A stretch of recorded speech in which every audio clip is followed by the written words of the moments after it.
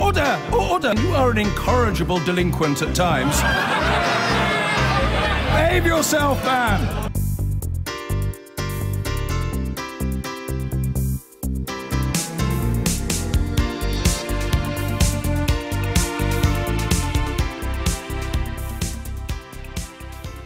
President Trump says the world is watching and waiting after reports that North Korea is willing to discuss giving up its nuclear weapons in return for security guarantees. North and South Korea are due to hold direct talks at a summit next month. Our North America correspondent Nick Bryant is at the White House for us, and tell us more about the reaction there then. Sophie, it's the first time the North Koreans have raised the possibility of abandoning their nuclear weapons in return for security guarantees from Washington. Previously, Pyongyang has said the nukes are non-negotiable. It's a very significant development, and it's been met with cautious optimism here at the White House. The president saying possible progress. For the first time in many years, a serious effort is being made by all parties concerned. Maybe false hope, he says, but the US is ready to go hard in either direction. Now, the White House clearly believes its hardline stance against North Korea is working. The tough sanctions, the tough talk, the threats of fire and fury, the threats of totally destroying North Korea and its leader Kim Jong-un, or Little Rocket Man, as Donald Trump insists on calling him. But there is a sense in Washington that they have seen this movie before. The North Koreans have been engaged in talks, and all the time they have been developing a nuclear capability which could soon target East Coast cities like New York and like Washington. So a statement from the White House tonight says this, that they will keep on applying maximum pressure with all options on the table, including the military option, until they see credible, verifiable and concrete steps towards denuclearization. Nick Bryant in Washington, thank you. Now, Donald Trump says he is not backing down over steel tariffs, even as his own party urged to reconsider, saying there is extreme worry over the consequences of a damaging trade war. And that's exactly where the World Trade Organization warns Mr. Trump's protectionist plan could lead. In a minute, we'll be with Jane Death in Scunthorpe to hear the reaction of the UK steel industry to President Trump's plans. But first, Kylie Morris in Washington. Kylie, is the pushback that Trump's getting from his own side having any effect? Well, certainly not overtly, at least, Christian. President Trump is in fact due to meet with steel producers at the White House this afternoon, so they'll likely be cheering him on, and he'll no doubt be encouraged by that.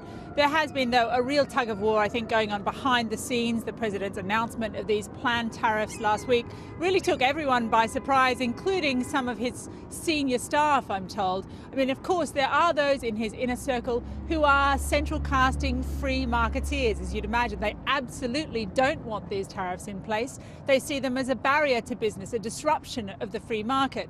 But it seems the economic nationalists, the America First crowd, have for now won out.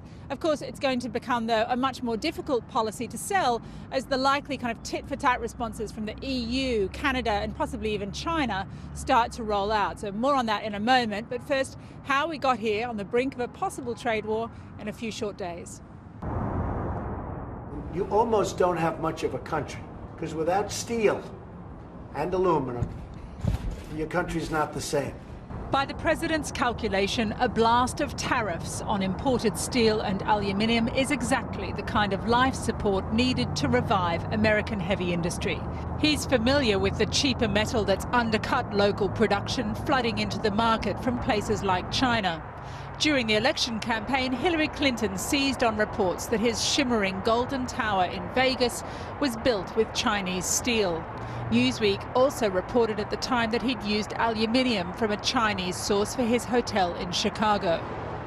The industry in the US is collapsing, with more than half the country's aluminium smelters in states like Ohio, West Virginia and Texas closed in the 2 years prior to his election. But now he's president, and he wants to stop developers like himself from doing what he used to do. People have to understand our country on trade has been ripped off by virtually every country in the world, whether it's friend or enemy. Everybody.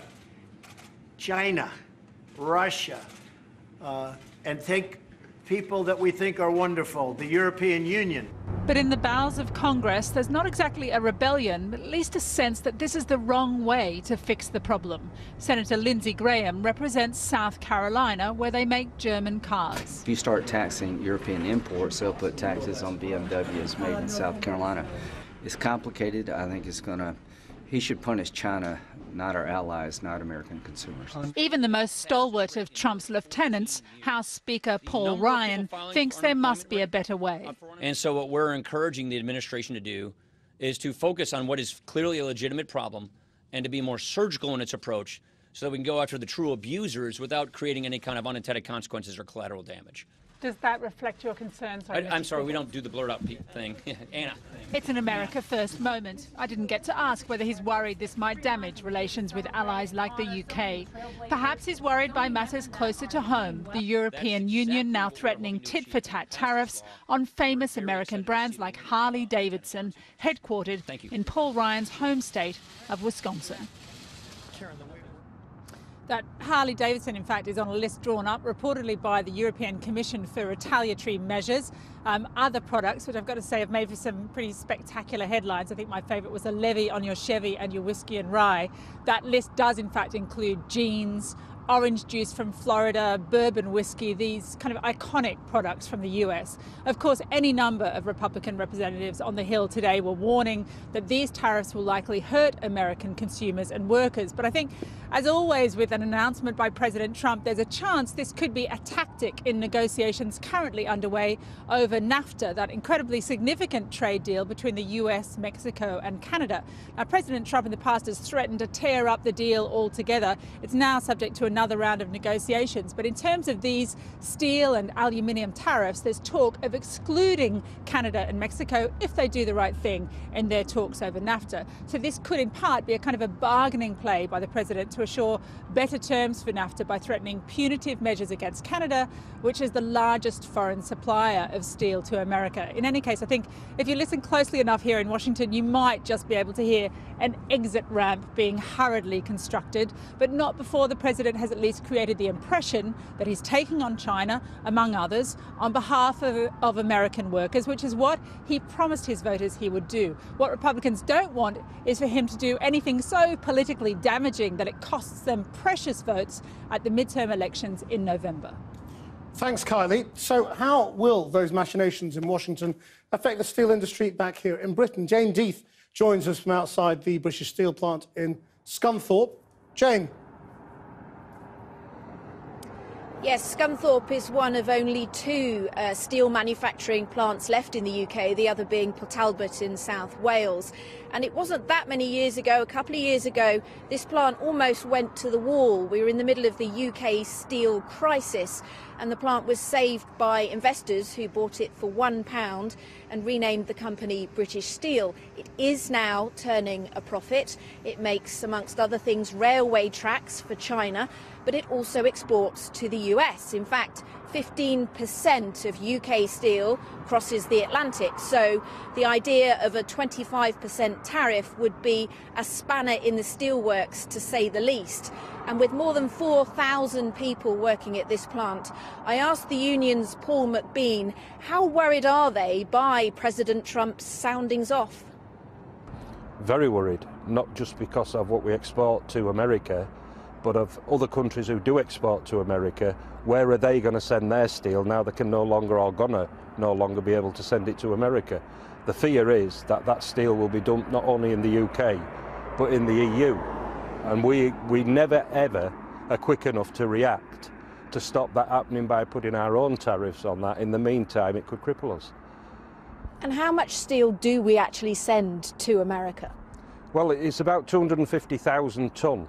It's worth to the UK economy about £360 million. Well, we know that Theresa May has been on the phone to President Trump over the weekend expressing her deep concern at the prospect of tariffs. British Steel, which owns Scunthorpe, isn't saying very much today. I think it's waiting to see exactly what the President has in mind. But UK Steel, the trade body, has asked the government to defend UK interests in the face of what it says looks like protectionism. I think what the unions are very worried about is even if the UK and EU somehow can get an exemption or let off, if you like, from these tariffs, what about countries like China and Turkey? If they're put off sending their steel to America, they subsidise their steel industries, so could perhaps send more cheap steel to the UK and Europe. And the unions say if that happens, then plants like Scunthorpe would really struggle to compete. Yes, they're making a profit at the moment, but they say the margins, the leeway is very tight, and they would want controls on the flow of cheaper steel into this country to make sure that jobs here don't go to the wall. Jane Deeth at British Steel. So, from President Trump's relations with North Korea to his plans for an international trade war. Tonight, he appeared to end all doubt that he was serious. We're doing tariffs, he said. That will alarm big exporters to the United States, including car makers like Jaguar Land Rover. They do more business with the States than any other car company, £5 billion a year, if you are wondering. Jaguar Land Rover's latest offering is electric. So too are the company's sales in America. But after a record year for Britain's biggest car maker, there's cause for concern. President Trump says trade wars are good and easy to win. This man's worry is Trump is about to start one. Wars are never good. And therefore I hope that every war can be avoided. But if America slaps a 10% tariff on the cars that you export, that will damage your sales, won't it? That goes without saying. That's poor mathematics. That's nothing with emotions. You can calculate it through.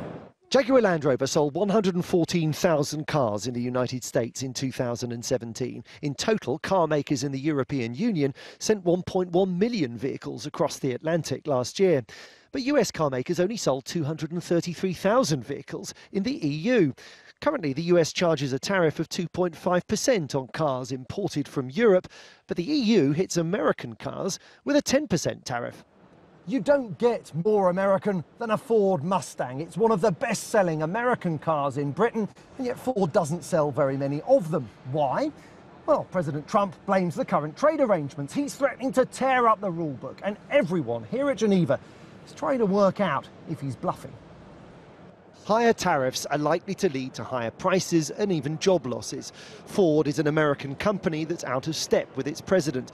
It believes America has little to gain from a trade dispute with the EU. This could spark a trade war, or it could spark higher commodity prices. So, again, we are a pro-free trade company. But you worry about the tone of the language on both sides of the Atlantic, do you? These things could escalate. We hope that everybody stays wise, and it doesn't. Germany exports more cars to the US than anyone else in Europe. BMW, Mercedes and Volkswagen have the most to lose from higher tariffs. You didn't mention President Trump in your speech, sir. Thank you very Is that much. because you don't take the threat of higher taxes seriously? I think the BMW Group is in a good position because we are producing a lot of cars in the United States. You're a big seller. Much better, and we are the biggest net exporter. That's why the business model for BMW in the United States is in a much better situation than the competition. Higher tariffs would hurt you, though, wouldn't they? We believe in free trade. Brexit, automation, air pollution. The car industry's already facing extraordinary challenges. It's a time of great change, but perhaps remarkably, one tradition persists: the use of female models to shift cars. In Geneva, not everyone got the memo that grid girls are out. Joel Hills, News at 10.